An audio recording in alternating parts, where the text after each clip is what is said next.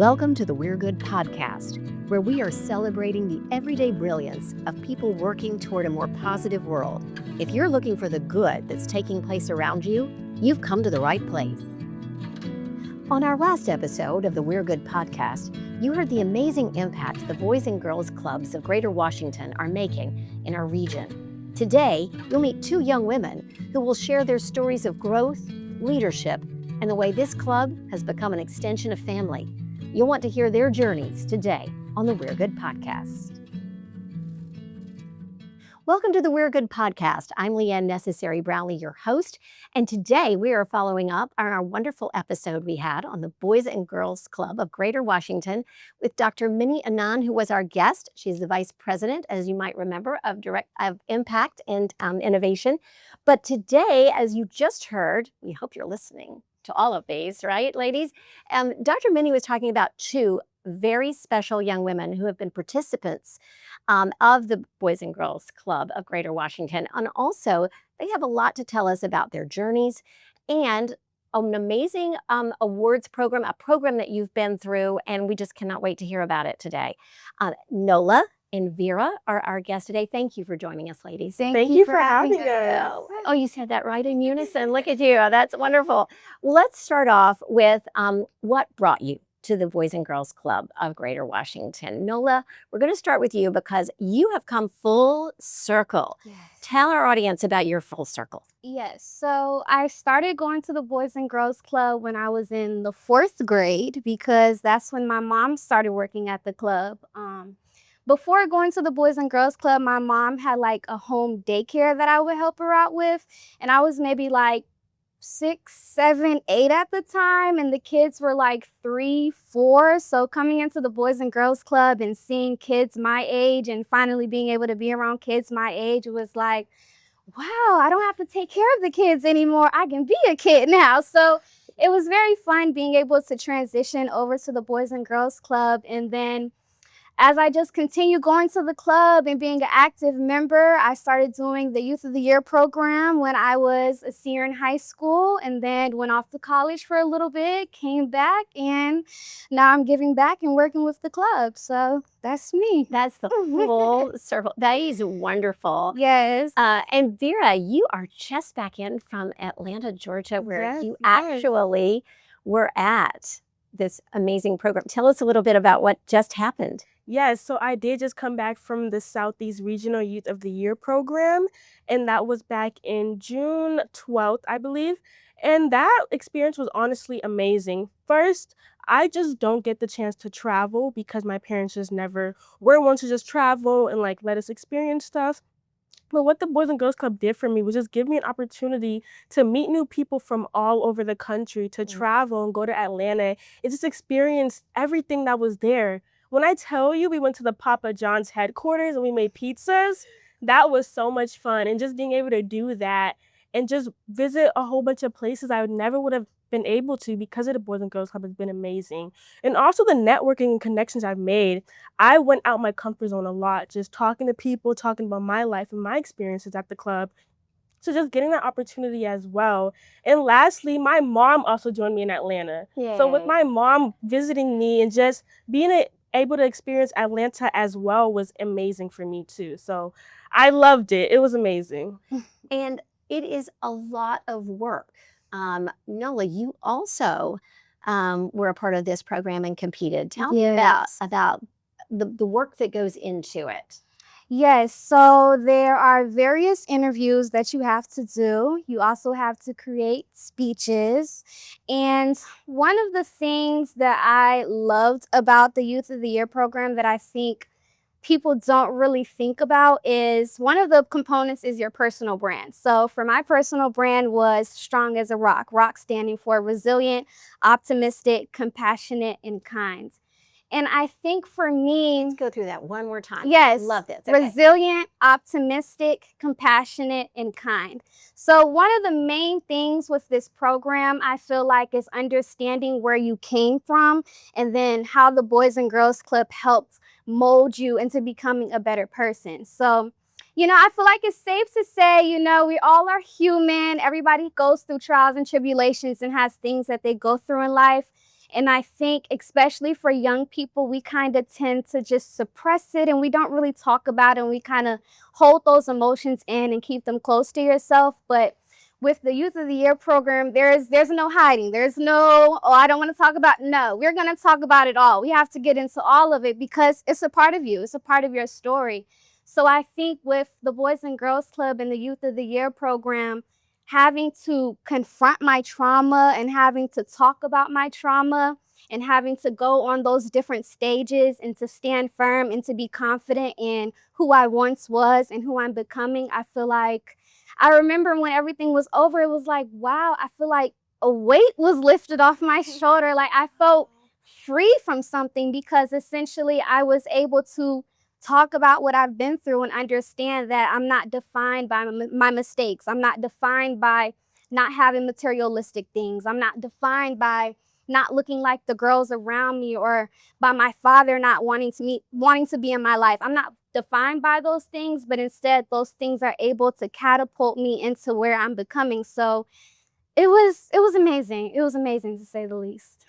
You just gave quite the yeah a presentation that is very touching just now. Yeah. And I know that's a lot of work goes into it, but it's Right. in your heart, Right. right? Right. It's in your heart. Yeah. You still remember all of it. Everything. I remember everything. Every feeling, every emotion. It's just it was eye-opening for sure. For sure. And also, Vera, you said you started working on yours in October. Yes. Here we are in the summer, going into fall. So tell us, did you have a personal brand as well? Oh, I definitely did. So my personal brand is also connected to why I wanted to do Youth of the Year, actually. So being a part of the Boys and Girls Club, my sisters were also a part of it, and they are older than me. And they definitely made their mark with the Boys and Girls Club as well. They were amazing. They also did the Youth of the Year program too. So doing Youth of the Year, I was questioning if I wanted to do it because I didn't want to be in their shadow. I didn't want to be the one that didn't make it as far or just not as great as they were when they did it. So that definitely scared me. It definitely scared me, and it definitely made me question if I wanted to do the process at all. But reflecting on myself and just who I am, I knew that Youth of the Year was something I wanted to do, like, without them anyways. Like, if it wasn't for my sisters, I wanted to do Youth of the Year. So doing Youth of the Year, my brand was basically about shadows and getting out of the shadows and just being your own brightness as well and reaching your full potential because we all have it within us and just not allowing my experiences or my overbearing shadows just get in the way of who I am and where I want to be as well. So throughout this Youth of the Year process, I have definitely grown too. Since October to where I am now, just being able to talk about myself and my experiences and my family lifestyle in my 13 years as a club kid has just been amazing too. And just being able to reflect on where I was to where I am now has also been amazing. And that's basically been my Youth of the Year process.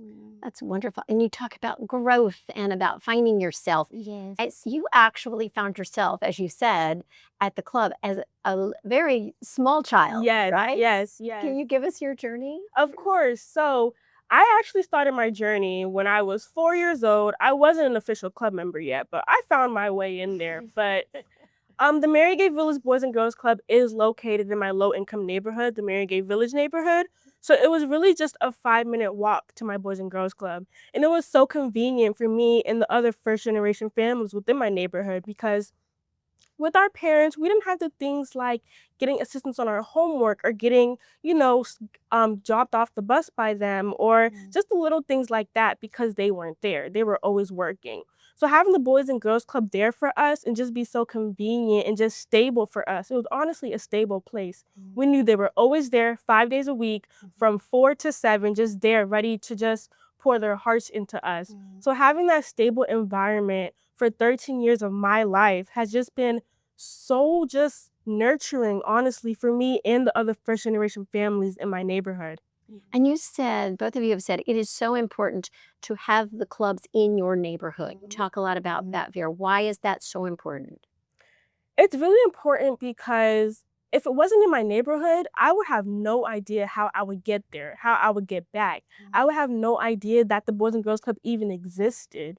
because it was in my neighborhood, just me and the other people in my neighborhood were just introduced to a place that gave us opportunities, that gave us hope, that gave us ambition. If the Mary Gay Village Boys and Girls Club was not in my neighborhood, I do not know where I'll be today, honestly. And you said there are people there to get you off the bus? Yes, the And staff members actually, they will be waiting right there for us at 3 p.m. exactly, waiting for us to get off the bus, and then they'll walk us to the Boys and Girls Club. It was a routine, and it was something we all enjoyed. Everybody would just put down the windows, yell, "Mr. Michael, Miss Liz," and we'll all get off the bus and give them like either a handshake, a hug, or a fist bump. It was something we all looked forward to, definitely. Oh, especially after a day at school. After a day of school, exactly. After a long day of elementary school, there you go. They will wait to get off the bus and they'll be right there waiting for us every time. No doubt in that.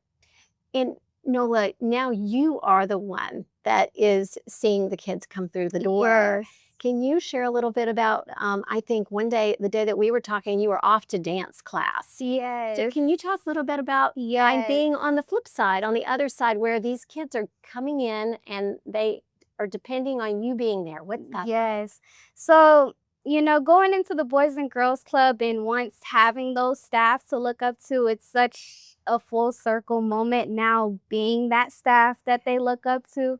So for my dancers specifically, I love them so much. That's an amazing bunch, creative bunch. But I'm seeing a lot of leadership in them. And I feel like it's kind of cliche to say, oh, we see the leaders at the Boys and Girls Club. But I truly do, because even with my dance classes, they are so, actually, Miss Nola, can we do this instead of that? Or, oh, we made up this account. Can we add it to the, and I'm like, okay, I see y'all. Y'all was coming together when I wasn't even here and y'all had already finished the dance. Like, okay.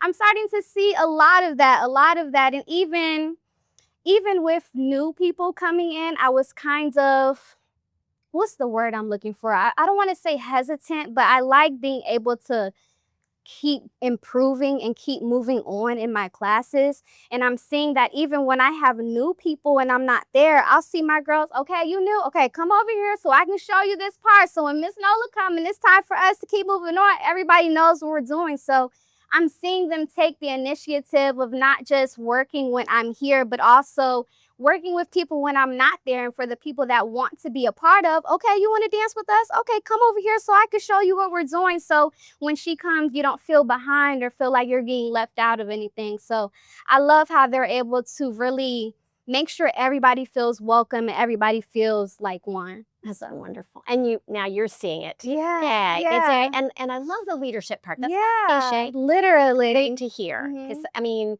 there's a lot to be said for being parts of club activities, like the leadership builds on it. Right. And with them being so young, elementary school, and I feel like you see a lot of, oh, I'm going to follow what this person's doing, but that, not my crew. No, ma'am. So, yes. So I could talk to ladies all day. What you have told me about yourselves, we thank you for sharing. I have another question for both of you, though. And we like to conclude our episodes by talking about, if you could peel back the curtain and see the magic, the specialness that goes on at the Boys and Girls Club of Greater Washington that you might not be able to see on a website or just understand if you're not there, what would it be for you all? Kira? Something they may not know. I think. This question is really special to me because I honestly feel like my club, the Mary Gay Village Boys and Girls Club, just defined what you just said about peeling back the curtain, not seeing all the materialistic things that come with the Boys and Girls Club, such as the big gymnasium, such as the big park, such as the big basketball court, like everything that comes with a normal Boys and Girls Club. My Boys and Girls Club is actually a converted 3-bedroom apartment in my neighborhood, as I previously said. So we don't have the things like a big gymnasium. All we have is a multi-purpose room, a small computer lab, and then a kitchen and a small closet-sized teen room. So with the minimal space we had, the staff directors, Miss Liz and Mr. Michael, honestly made the most out of what they were given. We turned our multi-purpose room into a fashion show. The next week, it will be this 5-star restaurant. The other week, it will be this photo shoot area ready for us to take our pictures at. So just being able to see a small room transform into anything we wanted it to be, anything that we felt we wanted to do, honestly made me connect to just like this idea of doing whatever you want to do or doing whatever you put your mind to, or like not letting a space or who you are or like past experiences define what you can do, like just growing with what you had. And that's what the Mary Gay Village Boys and Girls Club was all about, not letting experiences, spaces, anything like that define what you can do with it. So when you talk about what's not really fantasize out of Boys and Girls Club, but what's like behind the curtains, I would definitely say the Mary Gay Boys and Girls Club and the opportunities that was there in just what we did at the club as well.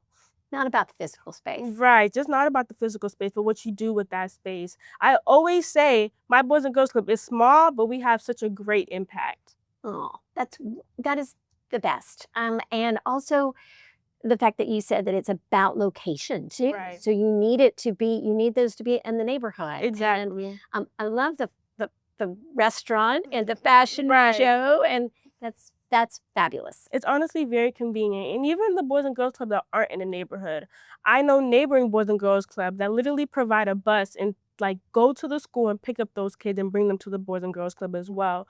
So just that convenience as well, like having staff members dedicated to bringing club members to the club physically is another big thing too. Yeah, that's really good to know. How about you, Miss Nilla? I just feel like the person you are when you walk into the Boys and Girls Club will not be the same person you are when you leave the Boys and Girls Club, when you graduate.